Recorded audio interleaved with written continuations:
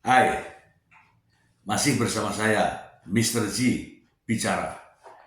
Tentu saja bicara tentang kebenaran, berdasarkan fakta, data, dan realita.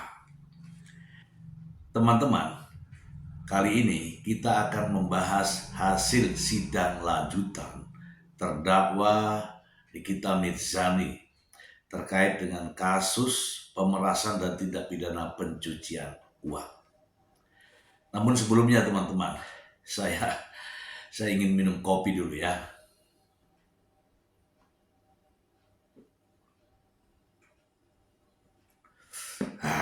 Soalnya begini teman-teman, ini fakta real yang ada dalam persidangan. Seperti kita ketahui bahwa Nikita Mirzani, sang terdakwa, menghadirkan 4 saksi. Ya, seperti yang sudah kita bahas sebelumnya. Dan ternyata saksi-saksi itu adalah tepat apa yang saya sampaikan. Bukan terkait dengan dakwaan jaksa, melainkan justru terkait dengan skincare. Jaksa penuntut umum mengajukan dakwaan terhadap keduanya, para terdakwa ini, dengan kasus pemerasan dan tindak pidana pencucian uang. Dan menurut pendapat saya, jaksa telah mampu membuktikan dakwaannya sesuai dengan fakta-fakta persidangan. Namun anehnya, terdakwa justru menghadirkan saksi yang tidak memiliki relevansi terhadap dakwaan. Sebelum membahas lebih jauh teman-teman, saya ingin, ya ini semua untuk menghindari fitnah, ingin membacakan informasi berikut ini untuk Anda. Ini yang pertama ya teman-teman ya, dari Banjarmasin Post. Kesaksian 4 korban skincare Reza Gladys di sidang Nikita Mirzani mau glowing, malah jadi begini. Banjarmasin.co.id, Nikita Mirzani menghadirkan 4 orang saksi dalam sidang yang digelar kemarin, Kamis 18 September 2025 di Pengadilan Negeri Jakarta Selatan. Salah satunya adalah wanita bernama Yosi yang mengaku sebagai korban skincare Reza Gladys.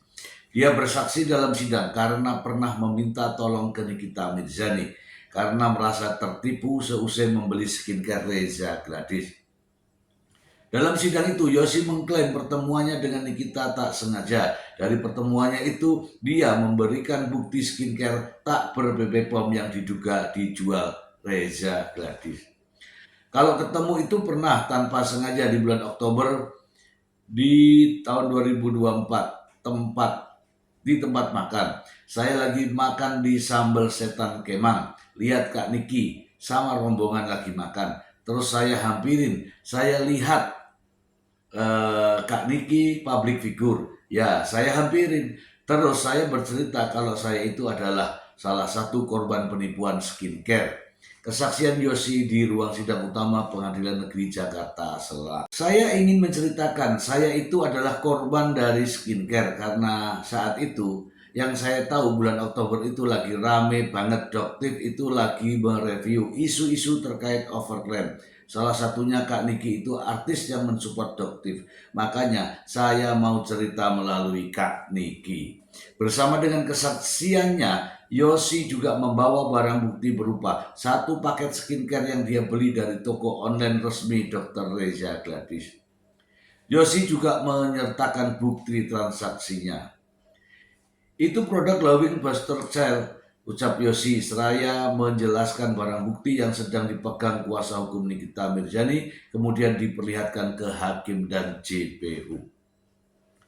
Katanya produk itu bikin glowing, kencang, dan aman dipakai di rumah. Tapi pas datang, tak ada nomor BP POM, aturan pakai tanggal kadaluarsa, bahkan batch productionnya, bebernya. Yosi mengaku sudah mengeluarkan uang sebesar 2,5 juta rupiah untuk membeli glowing booster cell. Saya ada bukti transfer 2,4 juta, tapi di BAP Reza mengaku menjualnya seharga 750.000. Yosi merasa tertipu karena skincare yang dibelinya itu tak memiliki izin dari BP POM dan tanpa kode produksi. Dia menyerahkan skincare tersebut ke Nikita Mirzani. Yosi merasa tertipu karena skincare yang dibelinya itu tak memiliki izin edar dari BP POM dan tanpa kode produksi. Dia menyerahkan skincare tersebut kepada Nikita Mirzani sebagai upaya agar keluhannya bisa tersampaikan.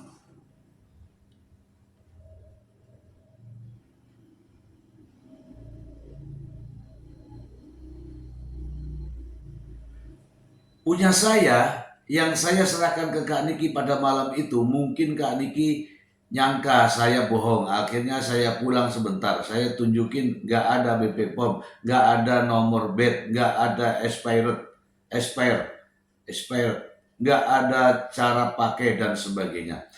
Tidak, saya tidak akan berani, saya tidak berani menggunakan papar Yosi dalam kesaksiannya. Pihak Reza Gladys sempat mengklarifikasi bahwa glowing booster cell itu merupakan treatment di kliniknya. Namun Yosi mengaku membeli melalui toko daring karena diklaim sebagai produk yang bisa digunakan di rumah tanpa bantuan dokter. Tak ada yang bilang treatment di klinik, malahan bisa dipakai di rumah. Makanya saya beli, papar Yosi. Yosi mengaku tidak berani menggunakan glowing booster cell karena selain tak Yosi mengaku tidak berani menggunakan glowing booster cells karena selain tak berizin kemasannya juga tidak dilengkapi dengan panduan penggunaan. Yosi juga mengaku takut karena ada banyak jarum dalam kemasannya. Tidak ada voucher klinik, Pak. Tidak ada sama sekali voucher, tidak ada. Cara pakainya saja tidak ada. Malah di dalam banyak banget jarum yang tajam banget, Pak. Ada 19 jarum. Saksi lainnya, Fitria Ernawati mengaku menjadi korban atas produk skincare milik Reza Gladys. Fitria mengaku merasakan efek setelah sekitar 1 bulan menggunakan produk tersebut. Ia mengatakan bagian wajahnya menjadi merah, muncul jerawat hingga meninggalkan bekas. 1 bulan, hampir 2 bulan lah gunakan skincare tersebut. 1 minggu merasakan efeknya merah, timbul jerawat, akhirnya berbekas. Kan kayak bopeng gitu, ungkap Fitria. Bahkan diakuinya, bekas di wajahnya masih belum hilang sampai saat ini. Itu susah banget dihilanginya, sampai sekarang masih ada, sambung wanita yang diketahui sebagai ibu rumah tangga itu. Fitria juga sempat diberikan rekomendasi produk lain oleh Reza. Namun efek yang dirasakan di wajahnya itu justru semakin merah. Terus beliau kan live, saya komen, "Dok, ini kok gini?" Dia jawab, "Oh, pakai red jelly. Saya belilah produk yang lain yang beliau sarankan. Akhirnya makin parah dan saya stop," terangnya. Setelah yang diketahui perseteruan antara Nikita Mirzani dengan Reza Gladys berkaitan dengan dugaan skincare tak berizin yang dijual bebas oleh Reza Gladys, Nikita diduga menghujat Reza Gladys dan juga produknya. Setelah memanas di sosial media, RG pun berupaya menghubungi Nikita melalui asistennya Mail. Perbincangan mereka pun berujung pada dugaan pemerasan dan TPPU. Dalam sidang tersebut, Nikita Mirzani kembali adu mulut dengan jaksa penuntut umum dalam ruang sidang. Adu mulut terjadi saat JPU menyela pertanyaan kuasa hukum Nikita Mirzani kepada saksi Fitria. Adu mulut dengan jaksa. Nikita Mirzani kembali adu mulut dengan jaksa penuntut umum dalam sidang. Adu mulut terjadi saat JPU menyela pertanyaan kuasa hukum Nikita Mirzani kepada saksi Fitria. Nah, pertanyaan berikutnya. Setelah Anda membeli itu, kemudian memakai, berapa lama Anda pakai itu produknya? Tanya kuasa hukum Nikita Mirzani. Namun pertanyaan itu justru dipotong oleh jaksa penuntut umum yang keberatan karena menurutnya tidak memiliki sangkut paut dengan perkara.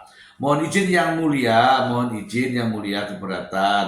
Yang mulia, baiknya mesti harus kami sampaikan yang mulia. Kalau pertanyaan-pertanyaan itu tidak fair, mengenai soal pemerasan dengan ancaman pencemaran, kata jaksa penuntut umum.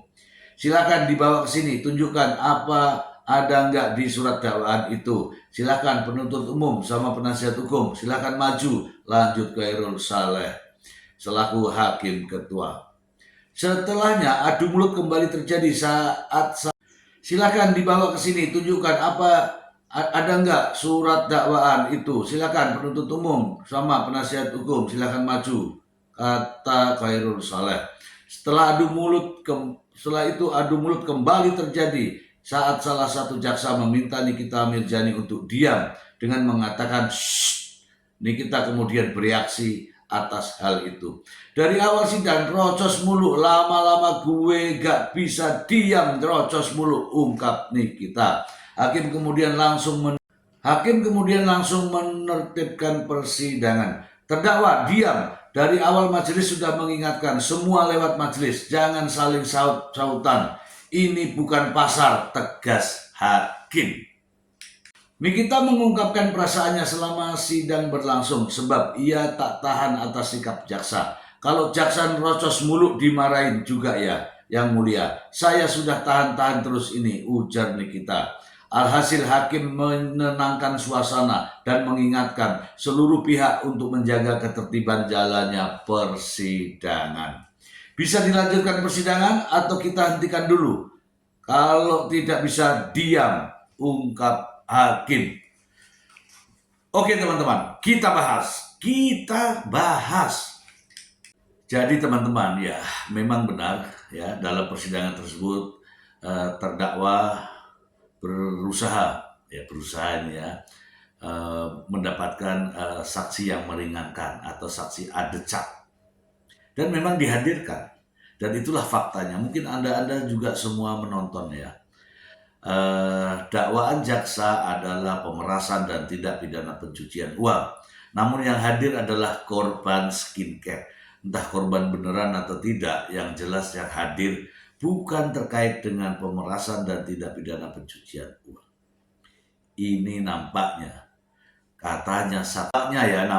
adalah saksi yang meringankan.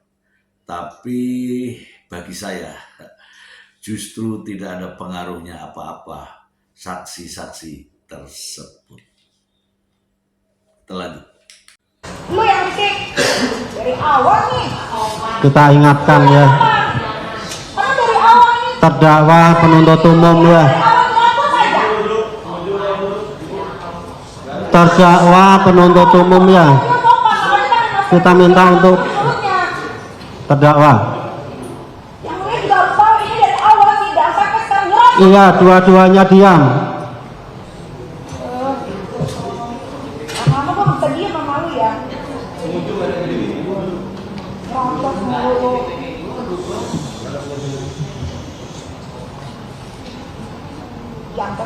Bisa diam terdakwa? Bisa diam?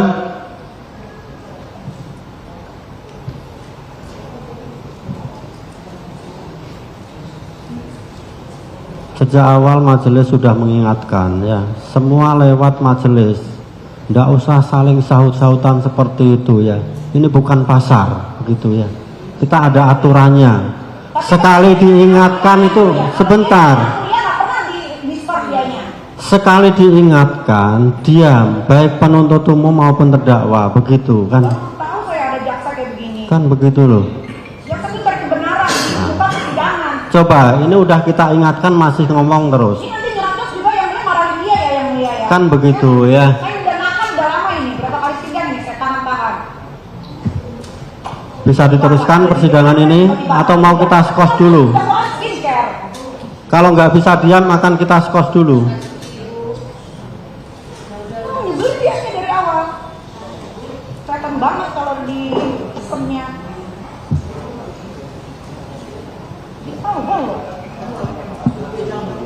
Saya melihat bulan Agustus itu beberapa kali, itu sering saya lihat di TikTok karena kan memang saya seliweran nyari. Coba yang sudah ditanya itu jangan. Baik, kemudian. Kan sudah ditanya ya.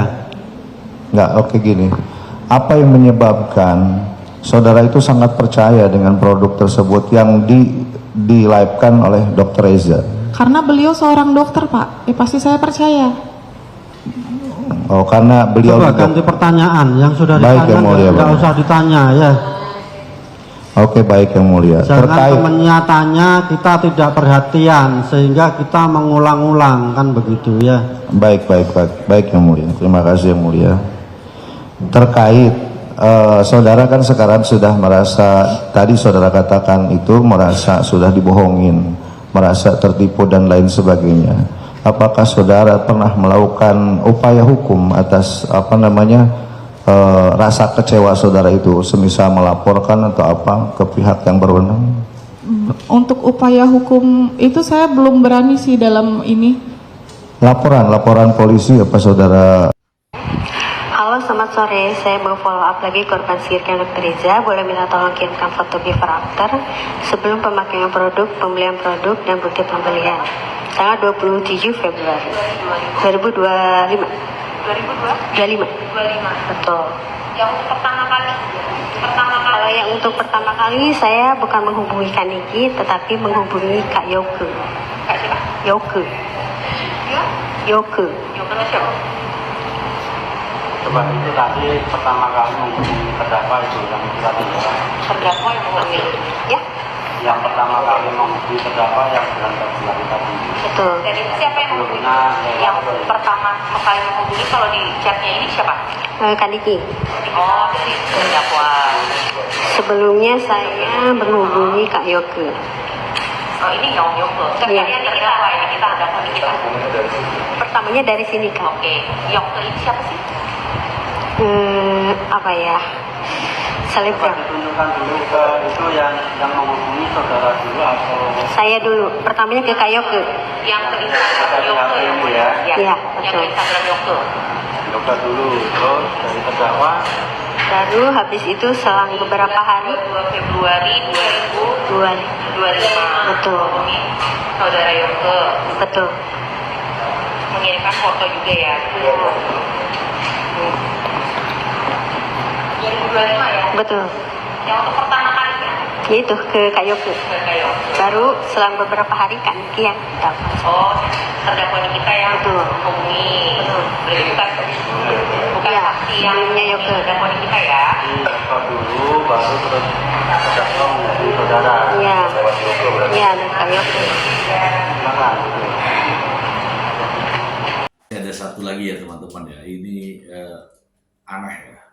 Ketika menjadi saksi justru ada niat memanfaatkan menjadi panggung daripada saksi. Mari kita simak informasinya berikut ini. Dari Kompas.com, sidang Nikita Mirzani, saksi, kulit saya masih black mamba, usai pakai skincare Reza Gladys. Wah, ini gimana ini? Kita bacakan saja ya. Jakarta, Kompas.com, sidang dugaan pemerasan dan tindak pidana pencucian uang dengan terdakwa Nikita Mirzani diwarnai tawa.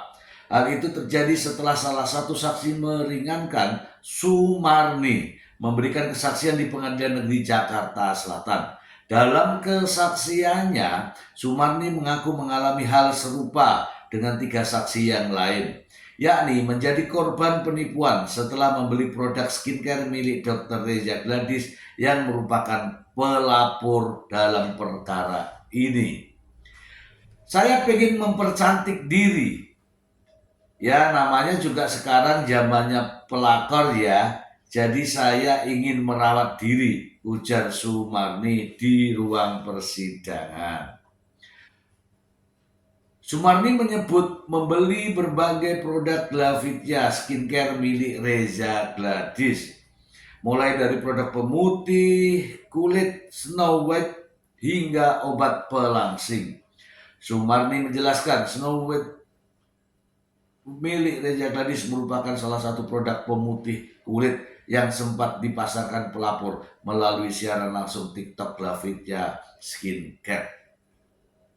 Kalau Snow White itu untuk putihin seluruh tubuh dalam live TikTok Reza Gladys, tapi buktinya apa? Kulit saya masih black mamba. masih hitam, katanya. Pernyataan tersebut sontak membuat ruang sidang pecah dengan tawa. Pernyataan tersebut sontak membuat ruang sidang pecah dengan tawa, termasuk Nikita Mirjani yang berada di ruang sidang ikut juga tertawa. Disuruh beli baru, saya beli lagi. Yang jual dokter, gak mungkin dokter membohongi konsumennya sendiri, lanjut Sumarni. Ia juga mengaku pernah bertemu Nikita di Senayan bersama 3 saksi lainnya. Saat itu ia berniat menyampaikan keluhannya terkait produk yang dibelinya. Saya ingin speak up ke Nikita Mirjani. Dari mulai skincare yang saya pakai, yang saya beli dari Dokter Rija. Saya pengen putih, pengen glowing, malah bopeng kayak terbakar. Kulit jadi kayak kerang, ucapnya. Oke. Kita bahas tuntas ya teman-teman. Kita bahas tuntas. Namun sebelum membahasnya teman-teman, alangkah baiknya kita simak ya pernyataan dari seorang pakar hukum ya berikut ini. Di-mute. Ya, jadi memang saya mulai dulu dari yang pertanyaan terakhir ya, yang saya ingat. Apa namanya? Memang saksi-saksi itu setiap yang dihadirkan itu sebenarnya bukan hanya pada rentetan apa yang dia sampaikan, tapi juga hakim menilai perilaku dari si terperiksa ini sendiri. Dalam hal ini adalah saksi. Dia akan melihat nih keseharian saksi itu seperti apa.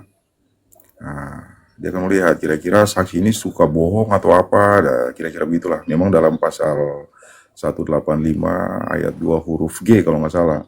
Nah, di sana menerangkan seperti itu. Nah, terus yang kedua, bahwa sudah ada pertemuan sebelumnya, ya sebenarnya ini kan begini.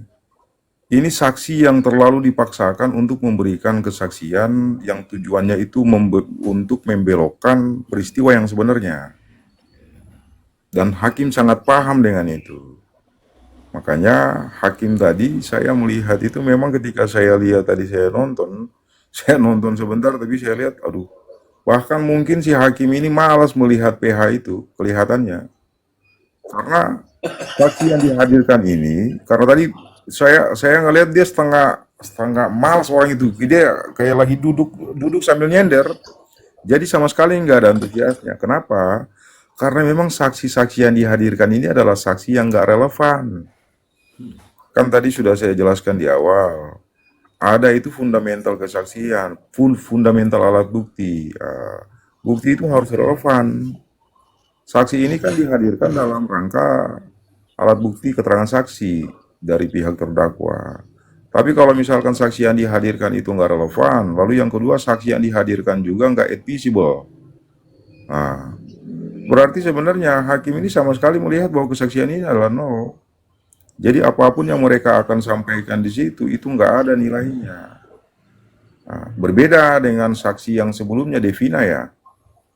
Betul. Nah, berbeda dengan Devina. Devina itu bisa kita kategorikan pada 188 alat bukti petunjuk.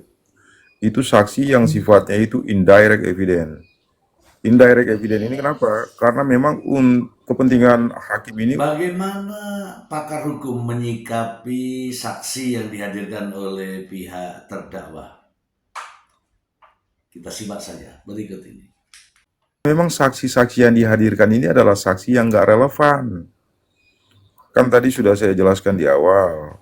Ada itu fundamental kesaksian, fundamental alat bukti. Bukti itu harus relevan. Saksi ini kan dihadirkan dalam rangka alat bukti keterangan saksi dari pihak terdakwa.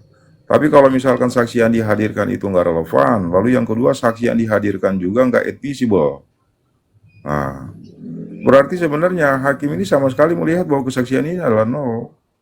Jadi apapun yang mereka akan sampaikan di situ itu nggak ada nilainya. Nah, berbeda dengan saksi yang sebelumnya Devina ya. Betul. Nah, berbeda dengan Devina. Devina itu bisa kita kategorikan pada 188 alat bukti petunjuk. Itu saksi yang sifatnya itu indirect evidence. Indirect evidence ini kenapa? Karena memang kepentingan hakim ini untuk melakukan scientific profiling. dia akan memprofil si terdakwa ini berdasarkan peristiwa-peristiwa sebelumnya. Yang memang ada satu peristiwa yang sama persis dengan peristiwa ini. Kalaupun memang peristiwanya berbeda, tetapi dia bisa membaca bahwa oh ini ada peristiwa-peristiwa sebelumnya yang mencocoki peristiwa ini. Jadi itu dalam rangka memprofiling si terdakwa sendiri. Maka kalau misalkan kita komparasikan antara saksi Devina itu dengan saksi yang dihadirkan ini, itu sebenarnya dua kesaksian yang berbeda. Kalau saksi yang dihadirkan hari ini sama sekali dia nggak ada relevansinya. Sama sekali nggak ada relevansinya. Tapi kalau kesaksian yang disampaikan oleh Devina itu masih ada relevansinya. Relevansinya itu bisa merujuk pada pasal 188 tadi. 188 itu pertama, yang kedua pada ayat 2-nya itu memang 188 ayat 2 itu tinggal nanti kebijakan hakim ini bagaimana nantinya di sana. Memang kepentingannya si Devina itu kemarin dihadirkan di situ, ya saya kira sangat penting. Karena kan ada isu bahwa ini adalah sebuah kesepakatan. Seolah-olah begitu. Kesepakatan berarti Teman-teman, ini kesimpulan saya ya teman-teman ya. Kita tidak terlalu membahas dengan saksi yang kemarin karena nilainya 0 ya teman-teman ya. Tidak memiliki nilai relevansi terhadap kasus yang dipersidangkan. Ya seperti kita ketahui, saksi berbicara tentang skincare, tentang produk. Sementara kasusnya adalah pemerasan dan tindak pidana pencucian uang. Itu ya. Nah, kesimpulan saya begini teman-teman. Bahwa jaksa penuntut umum di sini dalam proses persidangan, dari fakta-fakta persidangan, jaksa penuntut umum telah mampu membuktikan unsur-unsur dakwaan dengan fakta-fakta persidangan. Dan sebaliknya, terdakwa dengan kuasa hukumnya sampai saat ini belum mampu membantah, menangkal dakwaan dari jaksa penuntut umum. Ya seperti kita lihat dengan menghadirkan 4 saksi yang tidak memiliki korelasi dengan perkara. Ini menunjukkan bahwa ketidakmampuan untuk menangkal dakwaan. Itu saja teman-teman. Semoga informasi ini bermanfaat untuk Anda. Terima kasih. Bye. Jadi ada range 1 tahun dari saudara membeli produk ini sampai Benar. saudara ketemu terdakwa. Benar Pak. Selama 1 tahun tersebut, saudara barang tersebut ada di mana? Di rumah saya Pak. Di rumah saudara. Tidak pernah saudara gunakan? Tidak. Tidak pernah saudara gunakan? Tidak pernah saudara komplain dalam 1 tahun itu ke Tidak pernah saya Glavitz ya? komplain, tidak. Ke Reza Gladys? Iya. Tidak pernah? Tidak. Alasannya? Alasannya tadi Pak, karena saya memang benar-benar udah ngerasa kecewa pas barang itu datang Ya, udah kenapa seperti tidak? itu. Orang kecewa kan komplain. Ya, Kan karena mahal. saya Saudara kan bilang ini mahal. sangat mahal Pak. Kemudian saudara merasa kecewa. Dan kenapa tidak kecewa kepada orang yang menjualnya? Ya saya kecewa maka saya tidak mau lagi membeli, saya sudah membeli. Saya tahu saudara tidak membeli, tapi tidak Iya. komplain tidak? Tidak. Saudara tadi mengatakan saudara Google bahwa ini tidak ada BP POM segala macam. Benar. Terbaik. Saudara ada laporan ke BP POM? Tidak. Terkait produk ini tidak? Tidak. Selama setahun itu ya? Tidak. Tidak ada laporan ke polisi setahun itu juga? Ya? Tidak. Kemudian setelah ketemu terdakwa, saudara bertemu. Nah kemudian habis itu saudara ini sebagai followersnya, saya tidak mau ya, saya tidak akan menanyakan masalah produk lebih lanjut. Iya. Karena ini bukan perkara perlindungan konsumen atau undang-undang kesehatan. Iya. Jadi saya yang saudara tahu aja terkait dengan perkara ini. Pertanyaan aja, pertanyaannya Siap, apa? Nah oke. Nah saudara Tolong terdakwa ya agar dia saudara saksi ya. Nah saudara saksi saat itu menjadi followersnya terdakwa tidak? Followersnya di TikTok @Niki Tidak. Huruhara. Tidak. Bukan followersnya. Bukan. Oh jadi saudara bisa melihat review-reviewan, kata saudara bilang tidak pernah mereview jelek, terdakwa Nikita Mirzani tidak mereview jelek mengenai Glavitzia. Saudara bagaimana bisa tahu kalau saudara bukan followersnya? Di TikTok kalaupun nggak follower sering Iya. FYP Pak. Betul, tapi maksud saya saudara tidak pernah melihat. Tidak pernah melihat. Kalau live, Kalau live sering muncul di FYP TikTok. Oke, nah sekarang saya tanyakan, apakah saudara pernah melihat ini karena ini sudah ada digital forensiknya? Pertama, sebelum kita tunjukkan ke depan, saya mau nanyakan dulu. Pada tanggal 14 Oktober, saudara pernah melihat nggak terdakwa pernah mereview mengatakan, biar yang jual dokter sekalipun, kayak dokter siapa Glavitsia, yang lagi itu di Tindoktif Glavitsia, yang jual lotion pemutih, gue pernah ketemu Glavitsia kulitnya abu-abu, karena dia pakai lotion yang pemutih yang nggak luntur. Nggak ada kalau mau sutia puntik perawatan jangan kena matahari dan seterusnya. Nggak pernah. Tidak pernah ya. Kemudian kalian lihat dia semakin kaya, dia bisa lo bikin skincare 10 sampai 15 skincare yang berbeda-beda. Dengan alasan semua manusia di muka bumi ini kulitnya berbeda-beda. Padahal sendirinya nggak pakai. Itu makanya tuh dempulannya tebal dan kulit muka dan badannya tidak seperti yang kalian lihat di TikTok. Pada flexing aja kerjaannya, gue nggak ngerti dan seterusnya. Nggak pernah. Tidak pernah melihat. Terus yang satu lagi nih, kan diitin rekan saya.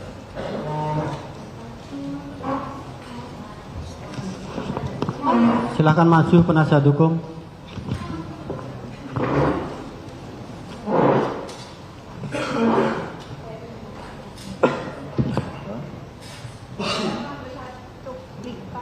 Seperti ini atau live TikTok seperti ini? Belum pernah, Bu. Belum pernah, tidak pernah melihat. Tidak. Yang tanggal 14 Oktober 2024. Tidak. Tidak. Saudara ketemu sama saudara Nikita Mirzani tanggal berapa? Saya lupa benar-benar. Bulan apa? Oktober. Oktober 2024, tapi tanggalnya tidak ingat. Tidak. Kapan? Ini live-nya 14 Oktober, saudara tidak melihatnya. Tidak, sama sekali tidak pernah. Silahkan duduk lagi.